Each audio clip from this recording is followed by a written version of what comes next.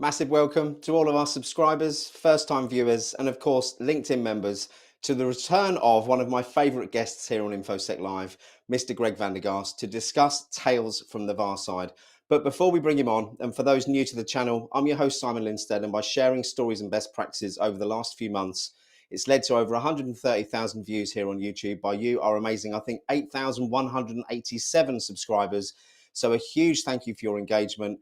And thanks to your support, it's also, as many of you know, led to the launch of our in-person community-driven events in both the UK and US in 2023, with a focus on knowledge sharing, networking, and definitely no sales pitches.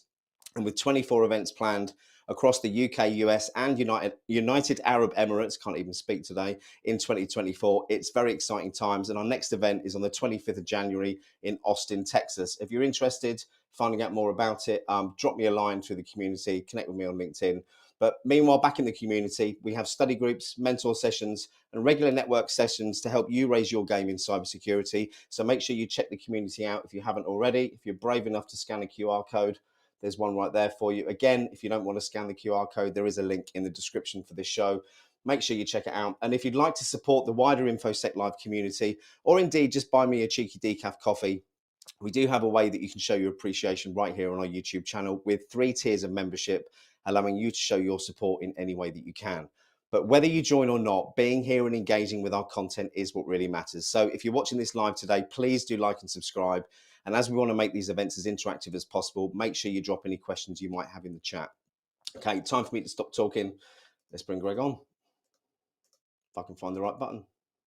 Here we go.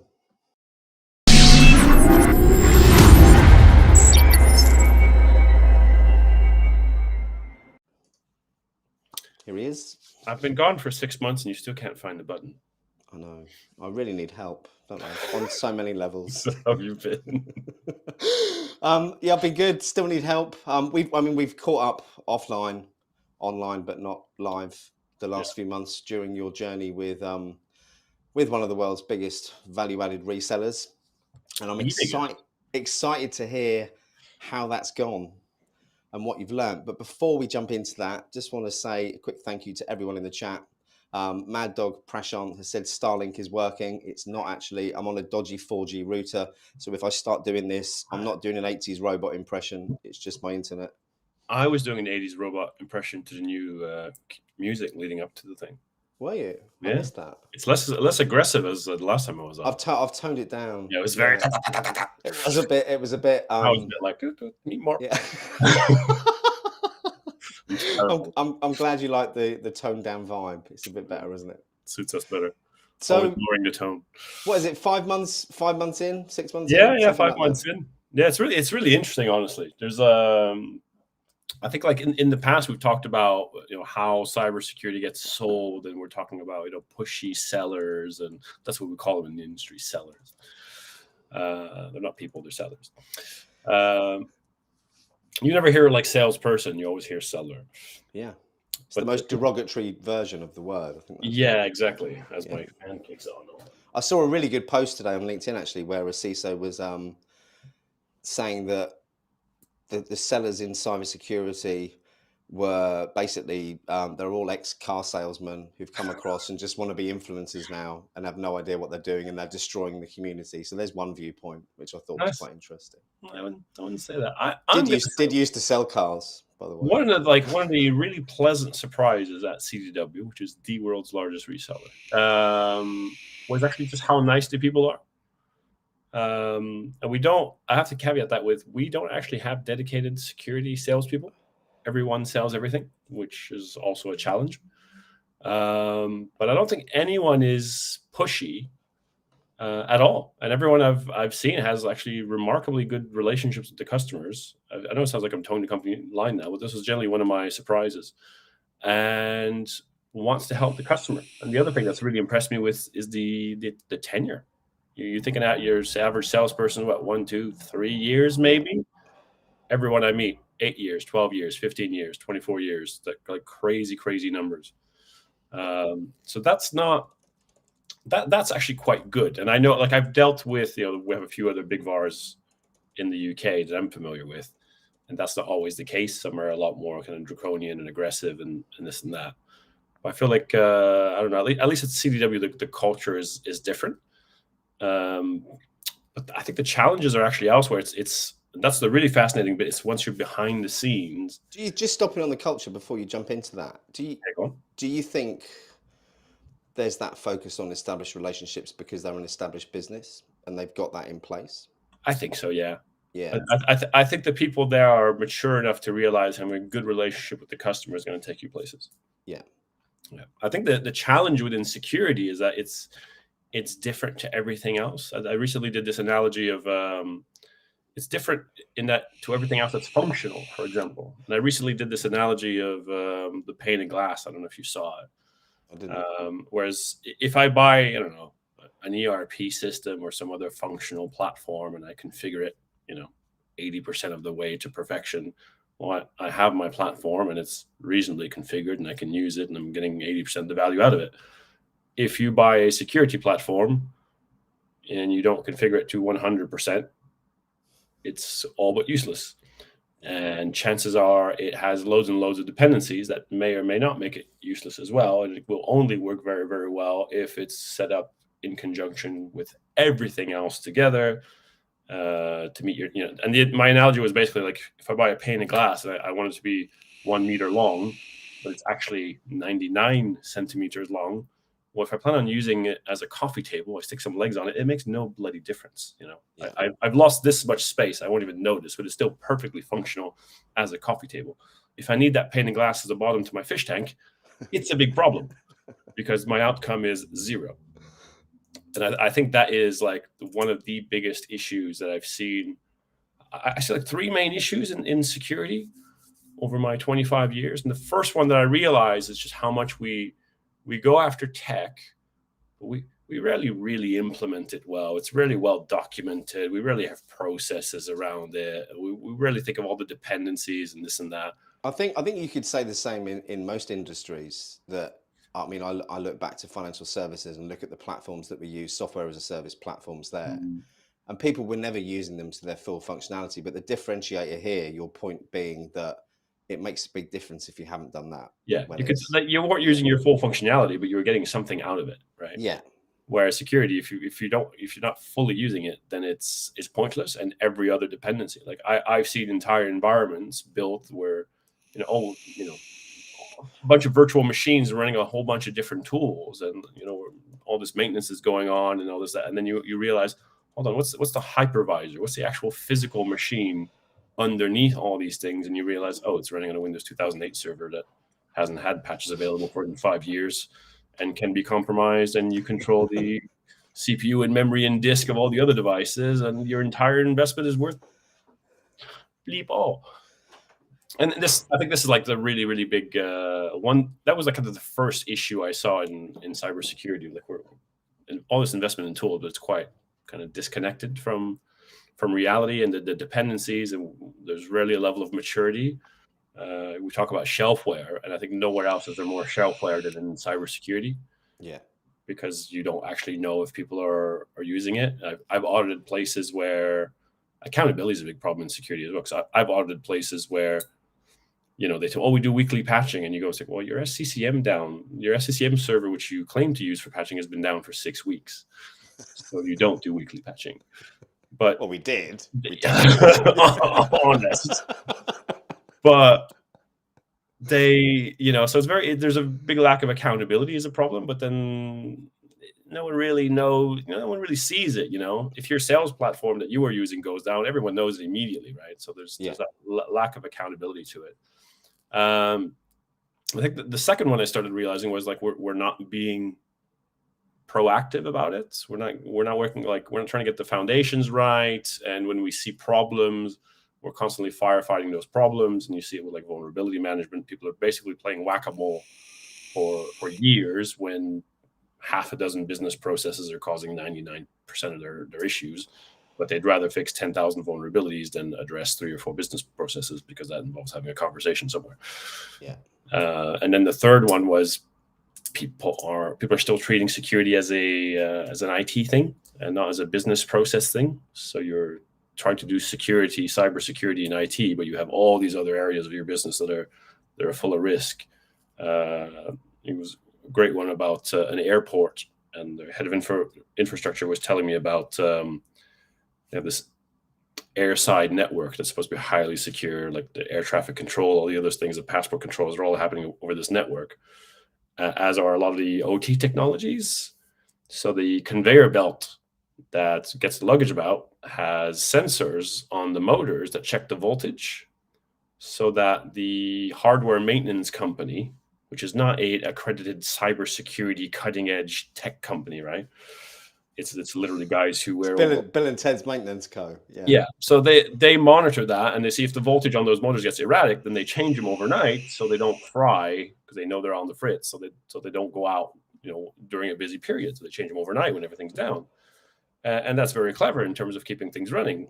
And then you ask the head of InfoSec or CISO, like, are you aware you've got a third-party hardware maintenance company like on your network behind the firewall? And they have no idea. No.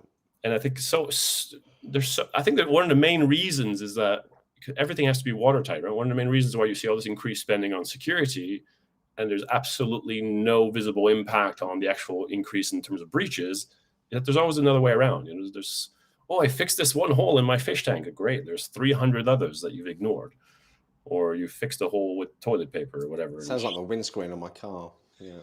Yeah, so those are the issues that I would like to fix. And it's very, very difficult for a VAR or even a vendor to fix that. And you start realizing how it works behind the scene and how partner or vendor driven it is. My kind of goal is to make it more of a customer focused journey or customer based, because currently it's like a vendor comes in. And and let's just clarify that then. Who is the customer? Customer was like the end customer, the buyer, the company that ends up buying products and services. Yeah. So no one in particular in the company, just the company. Yeah. Yeah. Which I think is actually an important distinction, actually. I'm glad you mentioned that, because I always want to, because sometimes you have a person in a company wants to come in and buy something. And I'm like, that's not what you need. Like, I want to look out for the best interest of your company. And sometimes that pisses them off. It's like, this is really not what you need. Like, you have some bigger foundational issues that you need to address. Yeah, but that's not my problem, or I don't want visibility to that. Another tangent. Still very disappointing to see the number of CISOs who push back when you have a solution that provides additional visibility. Is that because they're scared of that? Because they will actually say, I don't want that. That's going to generate more work for me. Yeah. That's like, I'm a security guard, but don't put any cameras on that side, because not that fence. More work. Not that fence. That's and I think that's still really. And that's a common thing that you see. Yeah, it is worryingly common still. Yeah. In that case, then where does the education have to be focused? It's clearly not working if it's focused at the CISO level. No, it's one of the reasons why I genuinely feel like we need to approach this at a more senior level, because there's still a lack of understanding by executives as to what security should be doing, and therefore you don't have that accountability there, so you're not driving the right outcomes. But just finish off. So the issue for me is, in VAR land, a lot of what's sold isn't driven by the customer. It's driven by partner comes in, we want you to sell product X, partner being the vendor, and then the sellers go out and find, okay, which of my customers would maybe benefit from product X, and kind of push it on them. Not push, but hey, would you guys be interested? We have a meeting with the vendor, go to this event, learn more about it, blah, blah, blah, blah. Which works quite well from a functional standpoint. It's like, oh yeah, I know this electronics company, they might benefit from this. I'll arrange a meeting, and you sell stuff that way. But there's also the issue, I think, of trends. Like, everyone's looking at trends, and trends in functional areas tend to be everyone's more or less at the same stage, give or take a few years, where security people are at very different stages of journeys. And I think everything needs to be much more customer focused. And currently the entire setup, the entire foundations for how VARs and resellers operate is not focused on what the customer actually needs. No. It's focused on pushing what vendors and partners want. And I hate to use this phrase, because I think it's overused and perhaps sometimes used in the wrong context. But this is where the industry needs to mature into that trusted advisor model. Yeah. As you see in every other industry that's established, it tends to be that, maybe not independent, but that holistic view, the strategic approach, the business approach. And that's what I want to bring, because I think we should be going into the organization and saying, and when they approach us, they want, I don't know, identity management or this. They don't know what they want, really, though, do they? Well, they know what they want. They rarely know what they actually need. Rarely, but a lot of times they don't know what they actually need, or you can make them realize some other things. And that's what I really enjoy. Like, you talk to customers, and either they get it and they just really appreciate that you get it, or they get it to some degree, which can be a high degree, can be a low degree, but they realize, oh, I hadn't thought of that. That makes a lot of sense. So quite often, talking about security as a quality function, and like, well, why are you spending so much? Why do you need another SOC and ramp up this capacity and another that? Where are these issues coming from? It's like, well, what you actually need is better control over your assets, so you don't have all these incidents. Does that go back to this point at all, then, that Prashant made a little while ago, about making sure that VARs and resellers don't sell a BandAid for something that requires a plaster cast? Or could you flip that round the other way? Not selling a plaster cast for something that needs a BandAid? Yeah, no, I absolutely agree with that. And I got to tell you, I've had situations with customers where they've been breached, or they've had, they clearly have really, really bad security posture, and they just, just give us a managed SOC. So you guys have like fundamental issues that the SOC probably won't pick up. There's other parts of your business that, beyond just your IT department. Well, is this a cost thing then? Are the fundamental underlying issues, are they going to cost more to fix than the plug-in SOC? Or I mean, there may be a bit more of initial cost, but I think the savings is justifiable long term, like fairly short term even. yeah, Like my last role as a CISO, we reduced our spending by like the operational budget by 40% in year 2. wow. Because we were able to influence where some other stuff happened. So people like hearing that, and I think it should be much more like. I'm actually going to start consultancy, and this is maybe something we can actually even resell. More around, do you even have a strategy? Because I get approached by customers, and it's like, oh, can you guys deliver a security strategy? This is literally just a bunch of acronyms for security technologies. There's no explanation of how they're going to be used, for what they're going to be used, what business process you're going to protect with this, what industry you're in. You get something from like an NHS trust, and it's like, well, there's no mention of healthcare or patient care or your hospitals or your MRI machines that run on Windows 95, or what problems you have, how you came to have those problems, how you're going to get away from having those problems. It's purely just kind of a wish list of technologies. And I recognize that, 15 years ago when I was like 26, 27 years old, and they gave us loads of money to blow on tech. But years later, you realize like that never really drove a business outcome. And I'm not really sure it ever made us safer, because we might have, we might have, fixed one or two things, but there's probably like 500 other avenues around it. So to me, it's all about going into the customer, advising them, and then sitting down with them, like, what should your actual strategy be, and where truly are you today, and where do you want to be? And then we can look at, your pros and cons. You might have a lot of money, you might not have money, but you might have a lot of support. And that's what finally dictates your strategy, and then kind of guide you along on that strategy. And I think as a reseller, it's quite good, because we're not pitching a one-time product that will probably not have as good of an outcome as it could have had. We are selling this whole journey of like, okay, the first step is this. And the first step might be like a very high level advisory engagement or assessment, but then, okay, you don't have any capability in this area, which we need to understand better. And I can sell them like some advisory services or some consulting services as to what that should look like for them. And then based on that, they can buy the right solution, because there's always 5, 6, or 25 in a given space.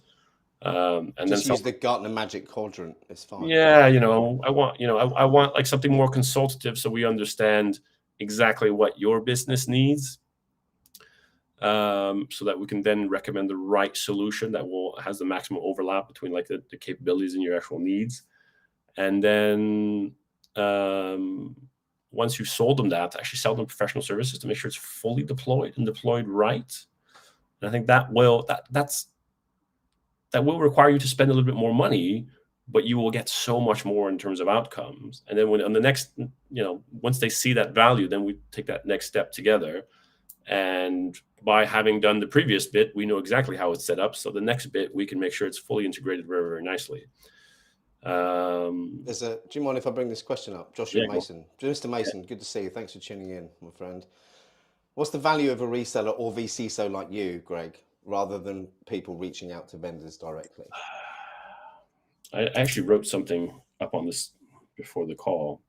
And I think the value is that you can spend 5 million quid or dollars on your security program.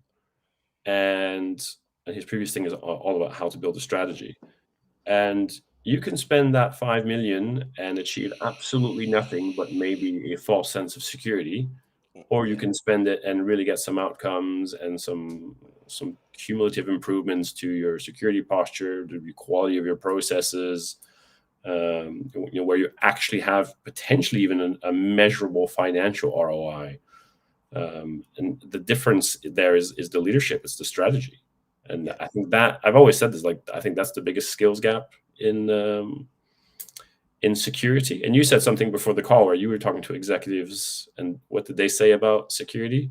It was, I mean, I won't name names or businesses, but these are CEOs of very, very large companies, one financial and one healthcare here in the UK. And both of them came out with very similar comments on two separate calls. And that was around the one in particular who started the conversation. They had a breach in early 2023 and they fired their CISO because they found so many incompetencies, things just weren't done. And his comment was, it seems like the cybersecurity community is so far behind what we need as business leaders. They're trying to sell us tools, they're trying to sell us products, when what we really need is strategy and operationalizing of security effectively. Yeah. And so you'd hope people would listen to that. Yeah. And I think the funny part is, like, then you see all the security people and they're like, oh, they don't understand cyber. But it's, I thought about that problem like a while ago, and I came up with, like, imagine you're a CEO of a company and you're hiring like a CMO or chief marketing officer or something, and you ask them, like, what's our marketing strategy going to be? Like, we're going to buy all the best marketing tools. Okay, but what's the actual marketing strategy around the business outcome that we want? We're going to have great tools, dashboard, make marketing great again. He'll be back in next year. He'll be back in next year. But if you had, a head of sales or marketing, and there's, oh, we're going to implement all the greatest tools, it's like, to achieve what? Like, what's the extra strategy? Like, how does this tie into the business? And that's the level where we're at. We're like, we're playing with tools, but we're not hooked up to the business at all. Is this where courses, like Josh is talking about, he's building a course at the moment. I think we need that. Is that where you think we need that as an industry? Yeah. Yeah, I think we need that. And I worry about, like, I hate, it's so difficult in cybersecurity because every word has been appropriated to mean something. And we use the word like CISO, which 99% of the time really isn't C-level at all. Yeah. I think, like, most CISOs most C-levels are paid primarily in equity a lot of the time, because they are business focused and they want to increase business value, shareholder value, reduce costs, all that stuff. And most CISOs, it's how much headcount can I get, bless you, and how big of a budget can I get?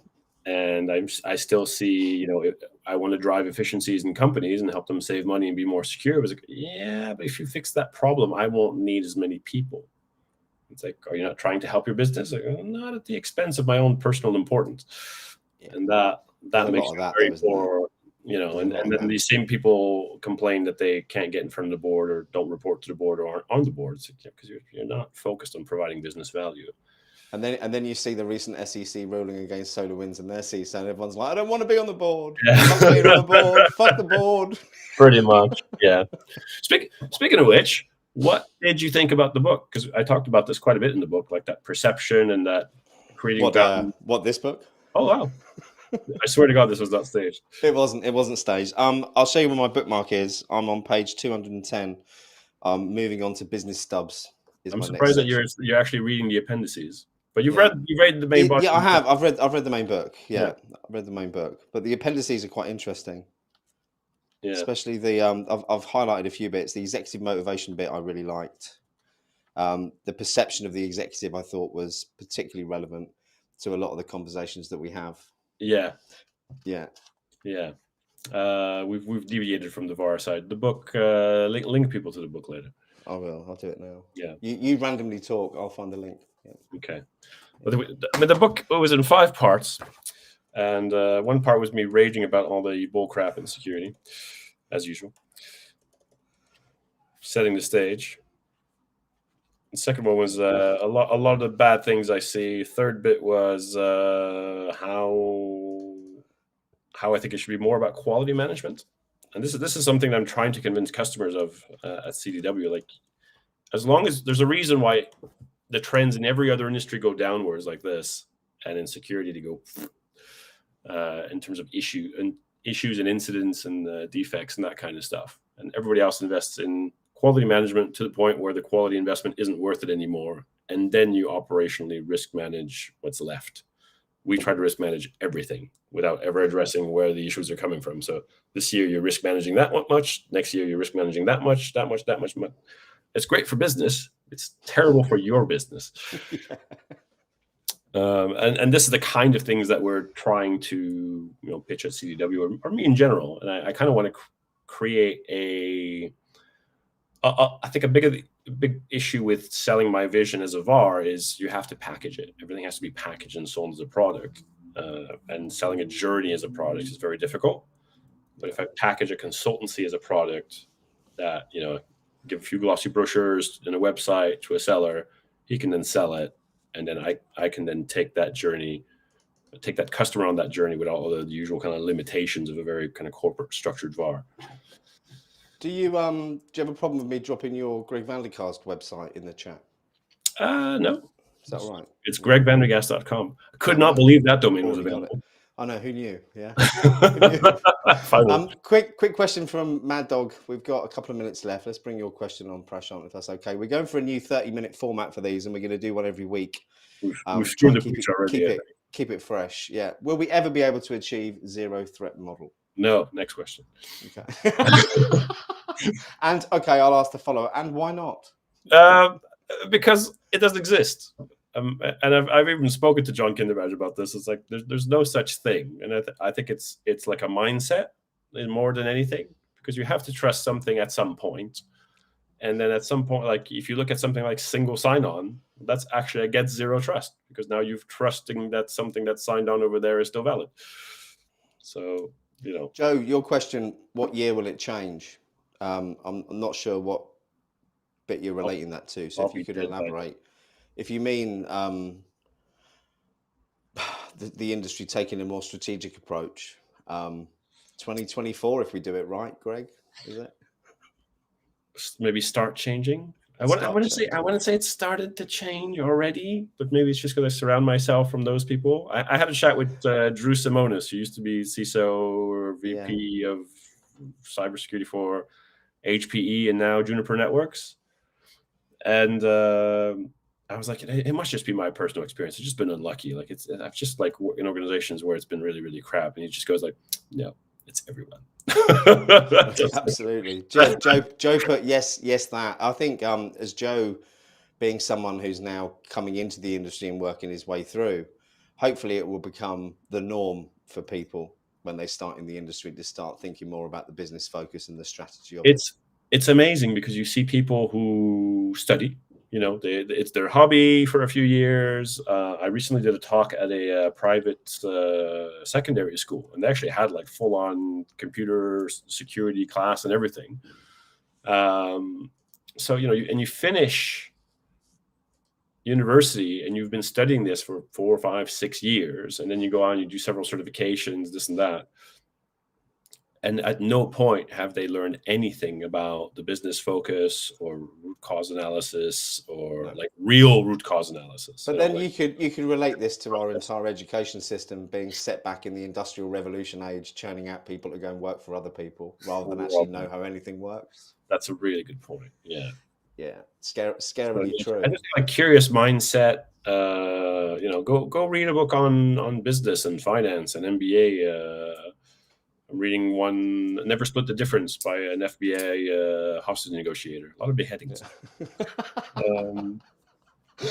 Joe said there's not a business focus at any level, and I think you're right. No, there's no business focus, and there's no, like, not even like in terms of, because when I do security in the company, like when I'm a CISO, it's kind of like, I treat it like it's my business, and I'm doing security today, but I still want that to work as efficiently and as cost effectively as possible with every other department and not have barriers and extra process.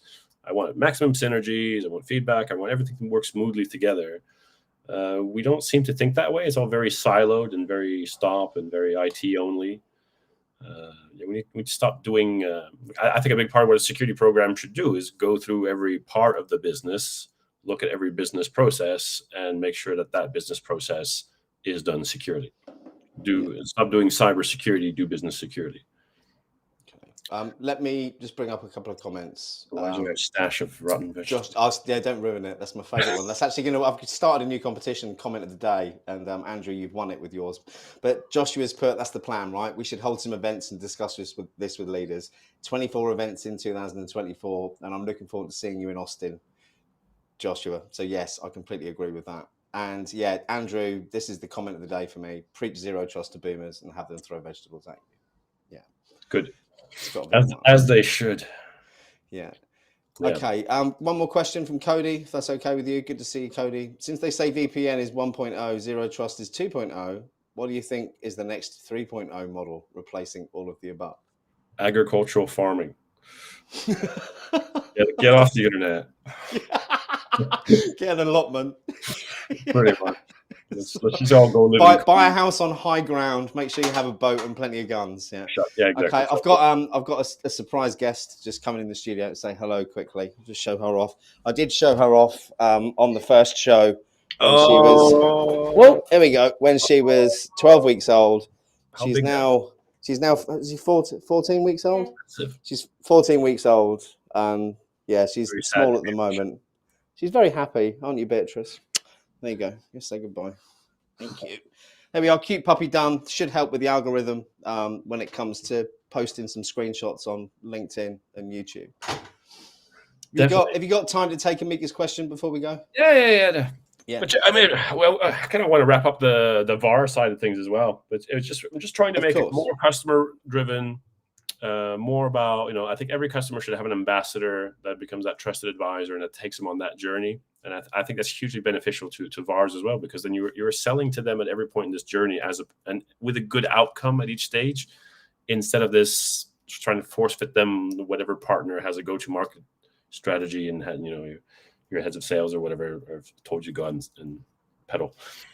Carry on. I'm just getting your LinkedIn profile up. Actually, I was hoping you were going to keep rambling on then for a moment. I can definitely ramble if you like. Caught me unawares. Yeah, I think anyone who wants to the seniority of the audience as well. Sorry, say again. The seniority of the audience that we have, because we're not. There are the handful of people who want to do security strategically where it really benefits the business, but to your point, what you were saying before of the feedback you're getting from them, most of them don't want to talk to security people because they're so used to it being so disconnected from what they actually want in terms of business value that they don't want to have the conversation. So you say security and it's like, no, we're not talking to this person. So yeah, and it's really hard to get around that bias that they have. It is maybe attacking from a different angle, maybe with a more educational approach. Let's see what happens. Prashant, you're saying you're a trainee. You've been in the industry about 20 years, but I suppose we're all trainees forever. We're forever learners, aren't we? But okay, let's wrap it up. I've got Stu on the table downstairs, which is the main reason the dog came up to whisper in my ear that my dinner's ready. So, Greg, I really hope Stu is not a person. He used to be, but now Thank you so much for taking the time to come on. We'll get these scheduled regularly on a weekly basis now.